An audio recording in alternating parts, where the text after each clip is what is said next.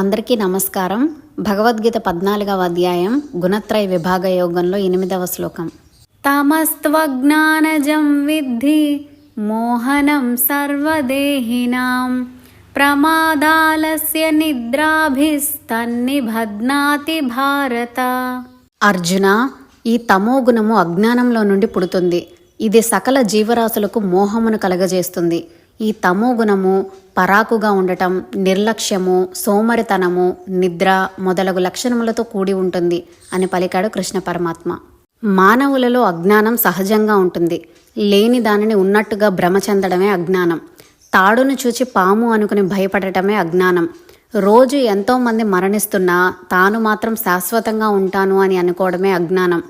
సుఖం వెంట దుఃఖం వస్తుందని తెలిసినా సుఖం వచ్చినప్పుడు ఎగిరి గంతేయడం, దుఃఖం వచ్చినప్పుడు కుంగిపోవడమే అజ్ఞానం. ఈ ప్రపంచంలో ఉన్న అన్ని వస్తువులు శాశ్వతములు కావు, మార్పు చెందేవి, నశించేవి అని తెలిసినా కూడా వాటి కోసం వెంపర్లాడటం అజ్ఞానం. ఈ అజ్ఞానంలో నుండి పుట్టిందే తమోగుణం. ఈ తమోగుణం ప్రాపంచిక వస్తువుల మీద మోహం కలగజేస్తుంది. ఇది లేకపోతే నేను బ్రతకలేను అనే భ్రాంతిని కలగజేస్తుంది.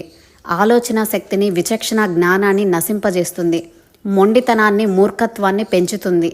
ఈ తమోగుణ లక్షణములు ఏవంటే ఎప్పుడు పరధ్యానంగా ఉండటం, ఏ పని మీద శ్రద్ధ లేకపోవడం, ప్రతి పనిని తర్వాత చేయవచ్చు అని అనుకోవడం, ఏ పని చేయకపోవడం, సోమరితనం, ఎప్పుడు నిద్రపోవడానికే సుముఖత చూపటం, అనవసరమైన వాటి మీద ఆసక్తి కలిగి ఉండటం, ఇవన్నీ తమోగుణ లక్షణాలు. ఈ అజ్ఞానంలో నుండి పుట్టిన తమోగుణంతో కూడిన వారు సంసార బంధనముల్లో సులభంగా చిక్కుకుంటారు. కాబట్టి ఈ తమోగుణమును మనందరం తొలగించుకోవడానికి ప్రయత్నించాలి.